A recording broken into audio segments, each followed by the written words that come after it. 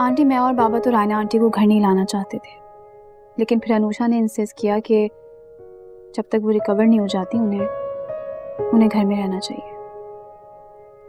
वैसे ये अनुषा भी ना कितनी अजीब चीज है।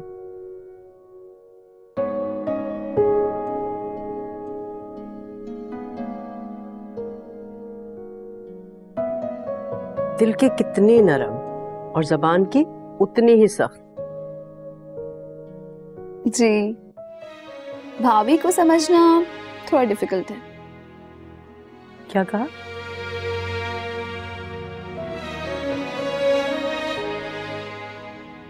भाभी? जी,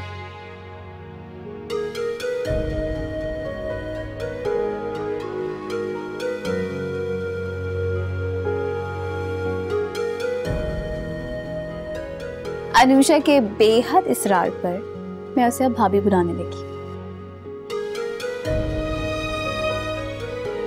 बिल्कुल ठीक कहा। वैसे मैं इकलौते भाई की बीवी है।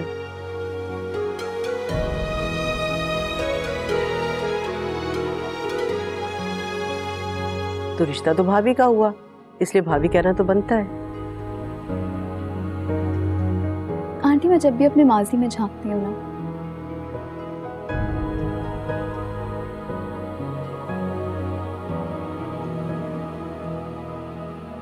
तो मुझे सिर्फ अपनी गलतियां नजर आती।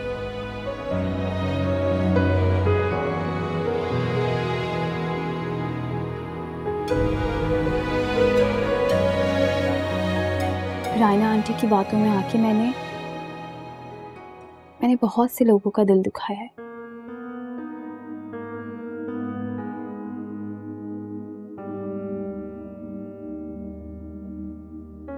उनमें से एक अनुषा भी है। आपने ठीक कहा, वो कितनी अजीब है।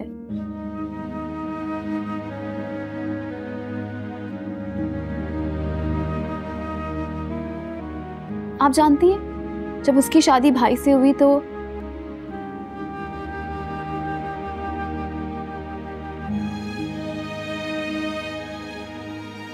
उसने मेरे सारे तल्ख रवैयों को भुला दिया। क्यों? और मेरे साथ मोहब्बत से रहने लगी।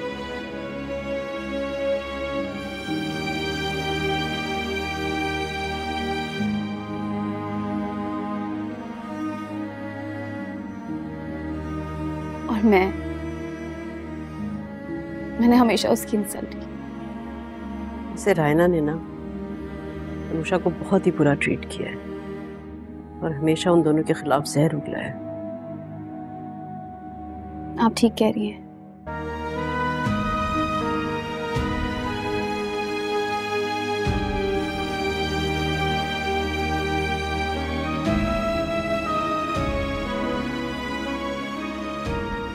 रायना आंटी के दिल में कितनी नफरत थी।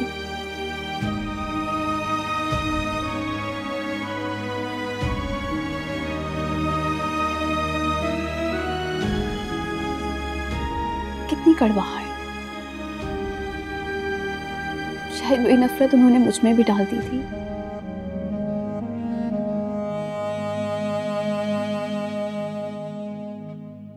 आप जानती हैं आंटी,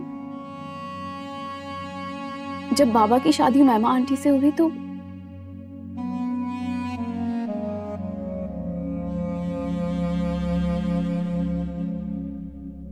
रायना आंटी ने मुझे उनके खिलाफ करना शुरू कर दिया।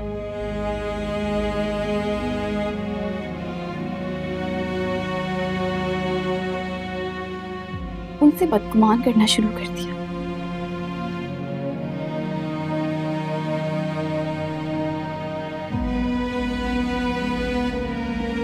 हमेशा ये कहती थी कि वो मैमा आंटी मेरी माँ की जगह लेना चाहती है।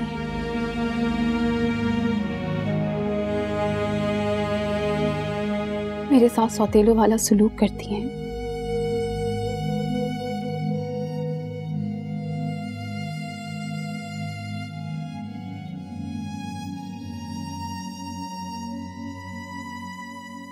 और बाबा मेरी जगह उनको दे देंगे। फिर जब मेरा पैदा हुई तब भी उन्होंने ऐसा ही कहा।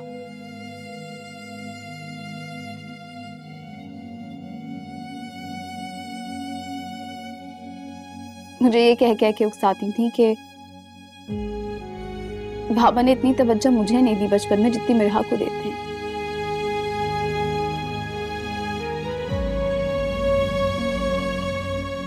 अब उनकी एक नई बेटी आ गई है तो मेरा वो मान खत्म हो जाएगा। आप माफ करें, रायना के दिल में कितनी नफरत और कदूरत भरी है।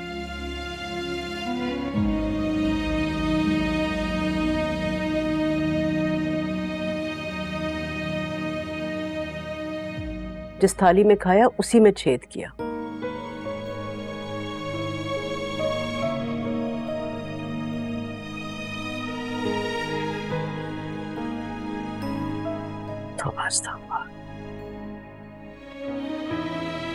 अच्छा छोड़े ना, हम क्यों उनकी बातें लेके बैठ गए?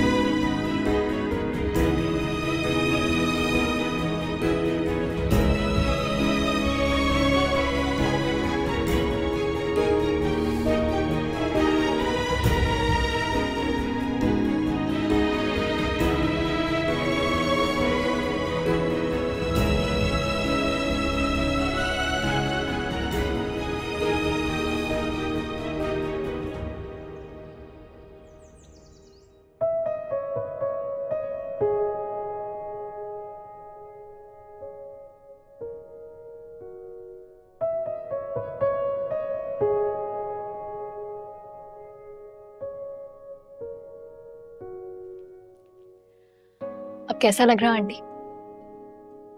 ठीक हूं मैं।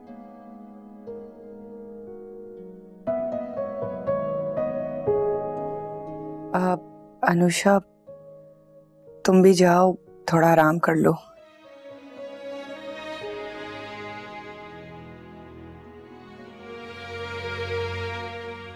मैं भी सो जाऊंगी अब। कर लूंगी आराम, बट पहले हाँ देखें ले आइए, आपको खाना खिला दो। अनुषा, मैं खा लूंगी खाना। नहीं आंटी, अभी आप बहुत वीक हैं, खुद से नहीं खा सकती।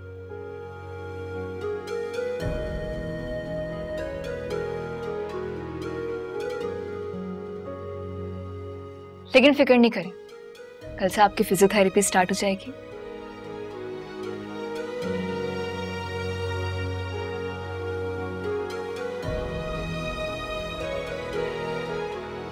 फिर आप दोबारा से बगैर किसी के सहारे के अपने सारे काम खुद कर सकेंगे।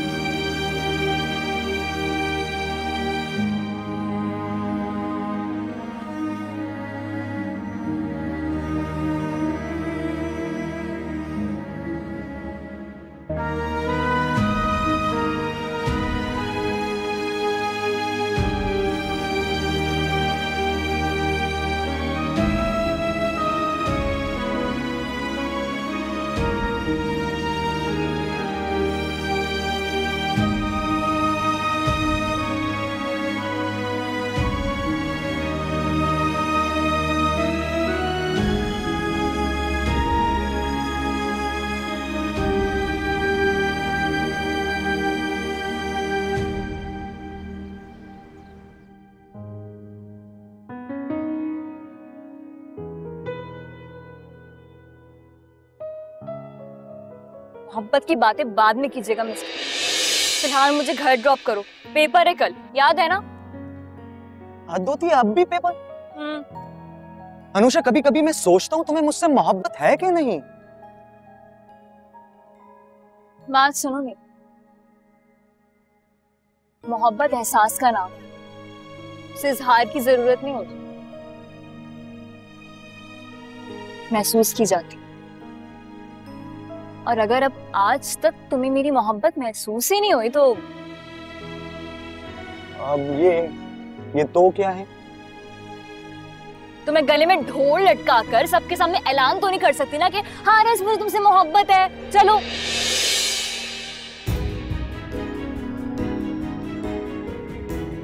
मजाक ही कर।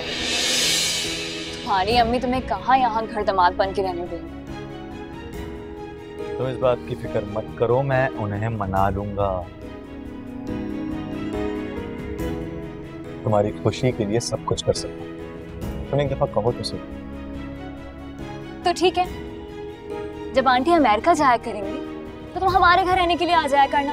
इनफैक्ट हमारे खानदान में इस बात को ज्यादा पसंद नहीं किया जाता, लेकिन मुझे लगता है कि दामाद भी तो बेटे जैसा ही होता है ना। बिल्कुल, मैं बाबा से बात कर लूं, अगर वो मान गए तो सेट।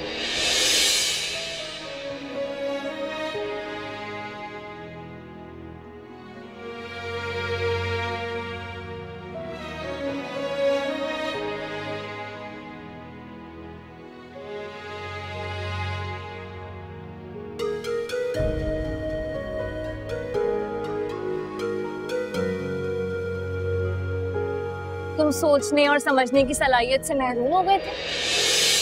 मुझे अंदाजा नहीं था कि सच बोलना और झूठ बोलना तुम्हारे लिए एक बराबर है।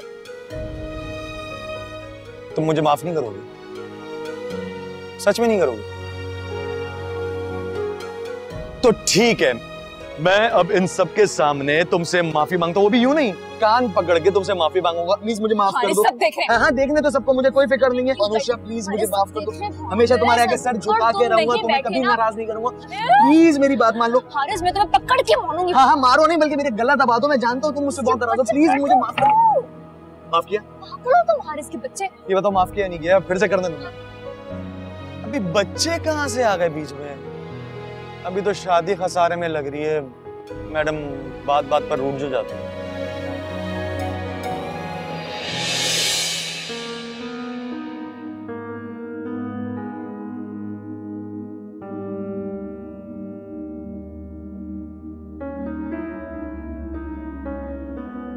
मैं काम करती हूँ, मैं अभी उठती हूँ, उठ के जाके शुक्राने की नफिल अदा करती हूँ कि मुझे तुम जैसा प्यार करने वाला, अपनी जान निछावर करने वाला लड़का मिला। आप खुश? अरे खुशी तो मुझसे पूछो, मैं कितना खुश हूँ। मुझे तुम जैसी परी जो मिल रही है। और ये परी तुम जैसे दियो की कैद में जा रही है।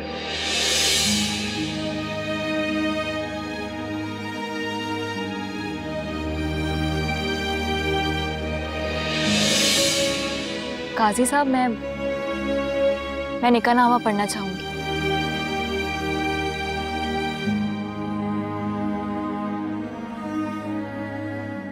जरूरत नहीं है बेटा, मौलाना साहब शुरू कीजिए। अंकल, मुझे पहले निकाहनामा पढ़ना।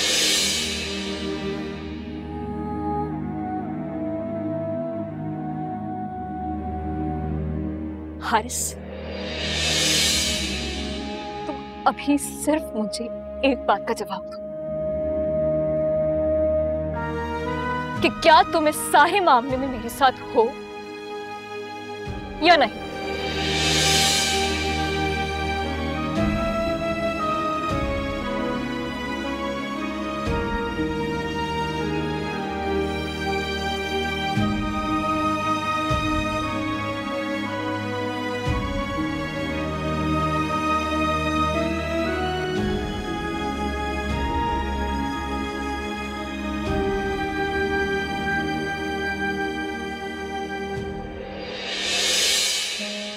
अनुषा,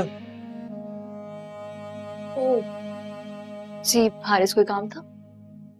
एक कप चाय मिलेगी? हाँ श्योर। कुकिंग करना सीख ली तुमने? कुकिंग तो पहले भी आती थी। बनाने का मौका नहीं मिलता था।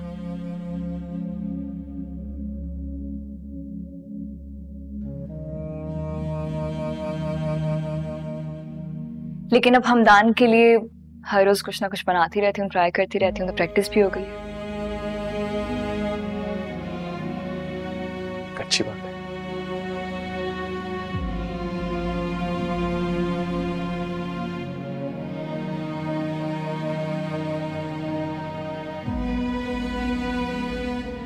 हारिस,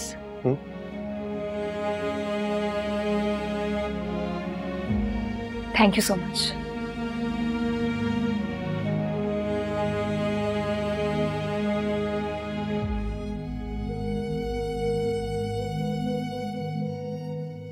मुझे बहुत खुशी हुई कि तुमने युसरा को माफ कर दिया।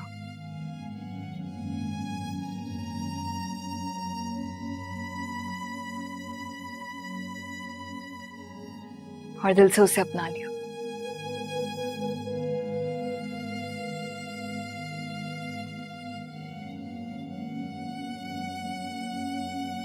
वो बहुत खुश है।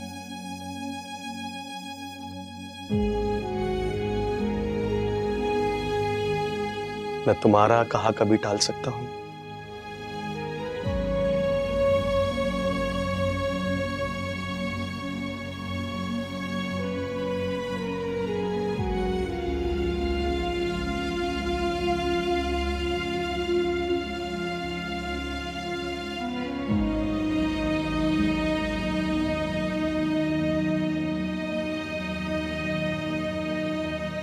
मैं हमदान के साथ बहुत खुश हूँ हारिस।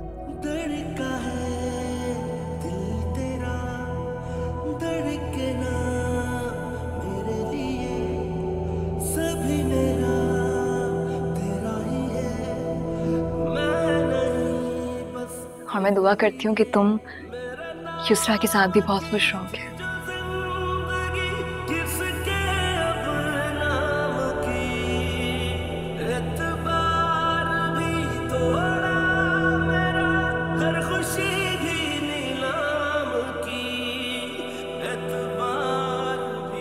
मुझे पूरी उम्मीद है कि तुम हमेशा मेरा मान रखोगे।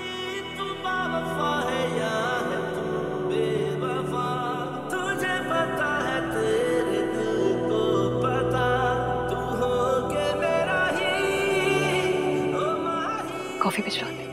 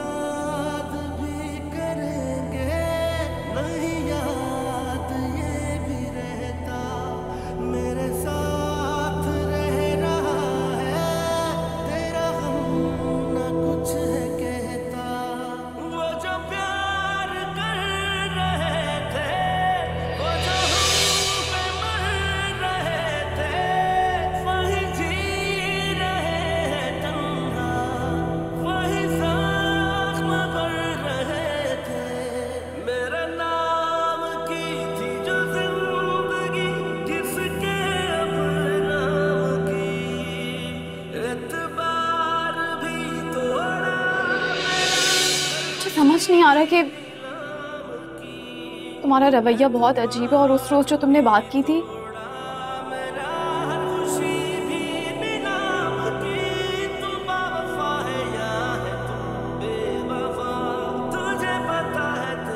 उसके बाद मेरे दिल में एक डर बैठ गया है।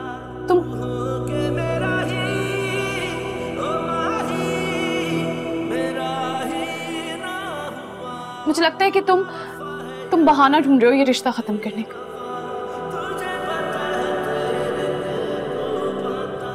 उस रोज मैंने ऐसा कुछ भी नहीं कहा था।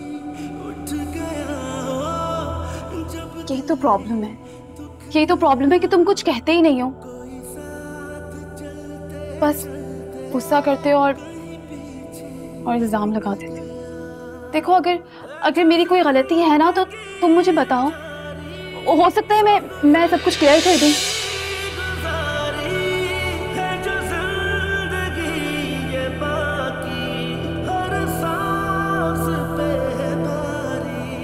मेरे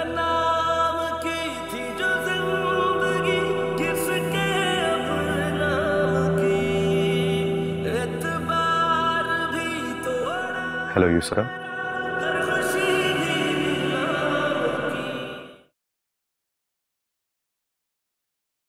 उसे ज्यादा सर चढ़ाने की जरूरत नहीं है, खामखा में खुशफहमियां पाल लेगी।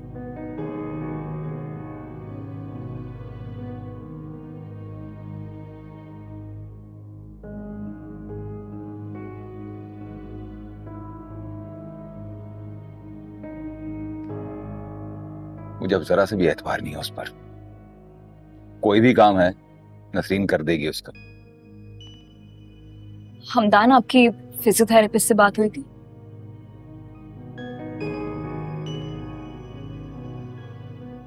हाँ, वो कल से आ जाएगा।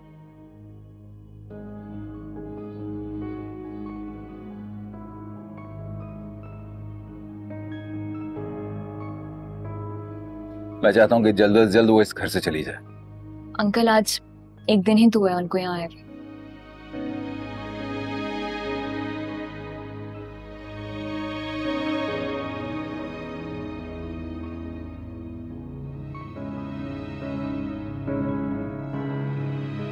ठीक होकर चली जाएंगी, आप टेंशन मत लीजिए।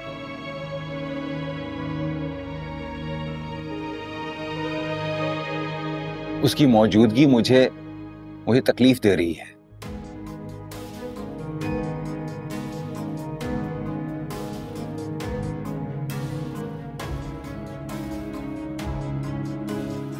वो औरत है जिससे मेरे बच्चों ने इज्जत दी, मोहब्बत दी, प्यार दिया, और उसने बदले में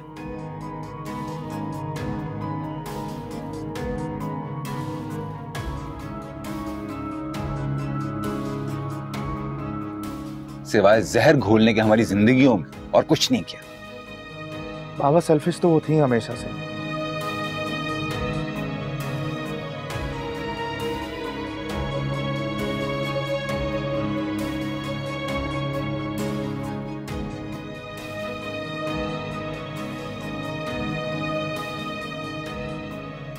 और इस बात का आपको भी पता था, लेकिन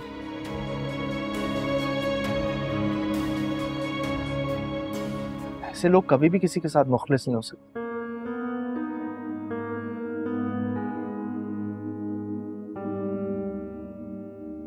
वो सिर्फ सेल्फिश नहीं हमदान, एक मुजरमाना ज़हनियत की मालिका है।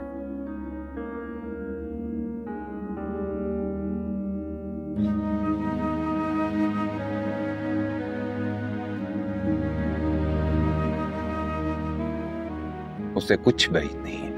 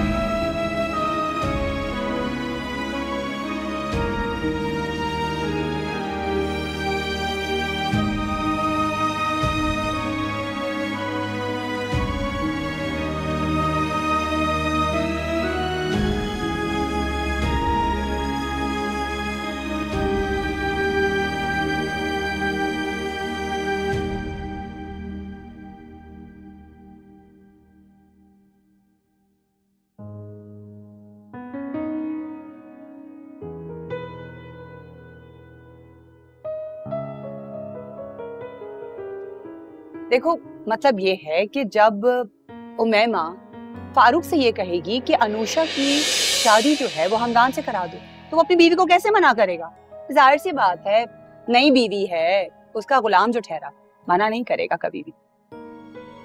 और मुझे तो इस बात का पक्का यकीन है कि उमैमा अपने घर इसीलिए गई ताकि वो रिश्ता खत्म करवा के हमदान से रिश्ता जुड़वाए।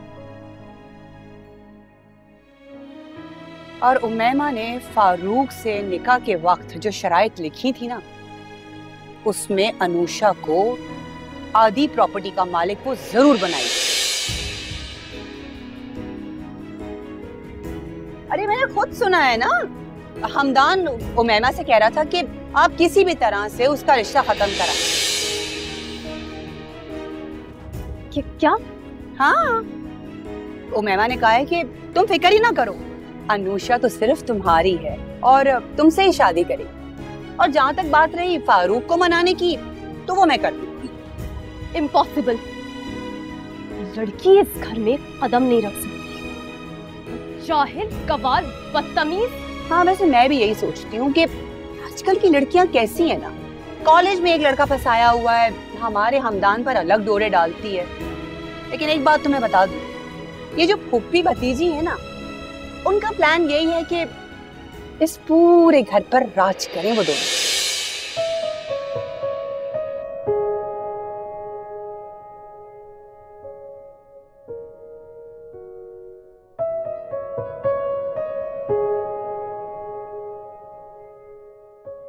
अब वैसे अनुषा माशाल्लाह बहुत खूबसूरत है, मगर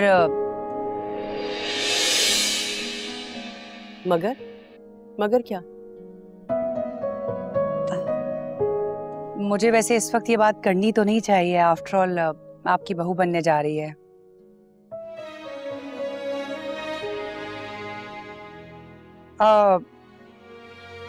बहुत बदलिहाज और मुंह फट लड़की है, थोड़ा टाइट रखना पड़ेगा आपको उसको, वरना आपका लड़का तो हाथ से निकल जाए।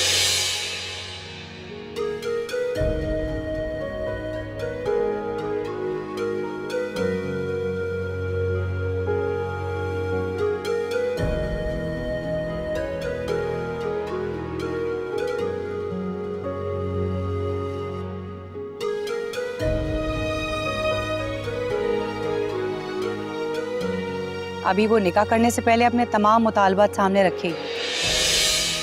फारूक और उमैमा की शादी में भी यही सब कुछ हुआ था। अब जाहिर सी बात है, शरीफ इंसान ऐसे मौकों पर सारे मुतालबात तो फिर मान ही लेता है ना। ये क्या कह रही हैं आप लोगों को उनके ये नाजायज मुतालबात मानने नहीं चाहिए थे? बिल्कुल ठीक कह रही हैं आप, लेकिन ऐसे मौके पर शरीफ इंसान क्या करे। अब जाहिर है बारात को वापस तो लेके नहीं जाया जा सकता। भाड़ में गई शराफत। ऐसे लोगों को तो ऐसा सबक सिखाना चाहिए कि ये याद रखें।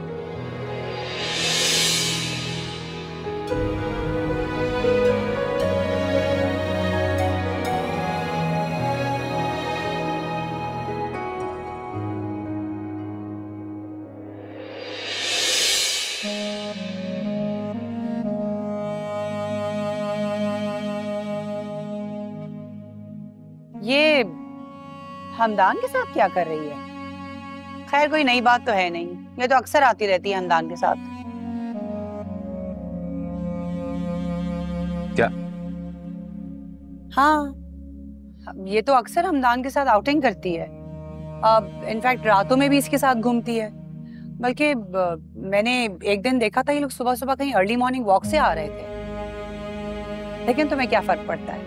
तुम तो अपनी जिंदगी में इतने गुम हो के तुम्हें होश ही नहीं है कि तुम्हारा बच्चा क्या करता फिर रहा है।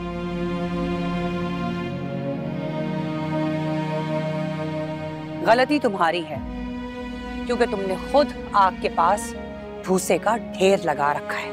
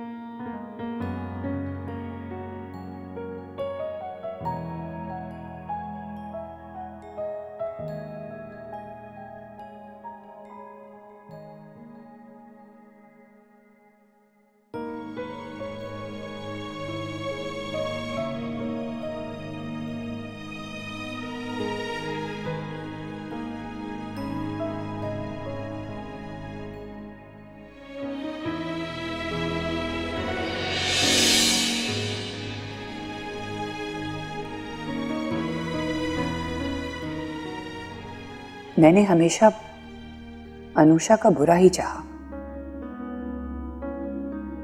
मगर आज वही खिदमत कर रही है मेरी। अनुषा, मैं खा लूंगी खाना। नहीं आंटी, अभी आप बहुत वीक हैं, खुद से नहीं खा सकती। लेकिन फिक्र नहीं करें, कल से आपकी फिजियोथेरेपी स्टार्ट हो जाएगी, फिर आप दोबारा से बगैर किसी के सहारे के अपने सारे काम खुद कर सकेंगे।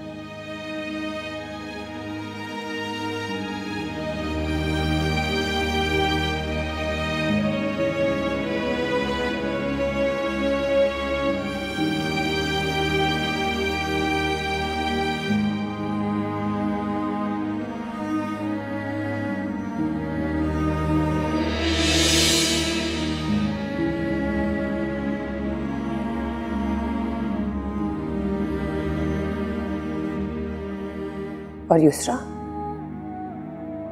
युसरा का मैंने हमेशा ख्याल रखा, अपने साथ रखा। अगर बुरा किया तो भलाई भी की, मगर उस झूठे मुंह एक बार मेरी खैरियत नहीं पूछी।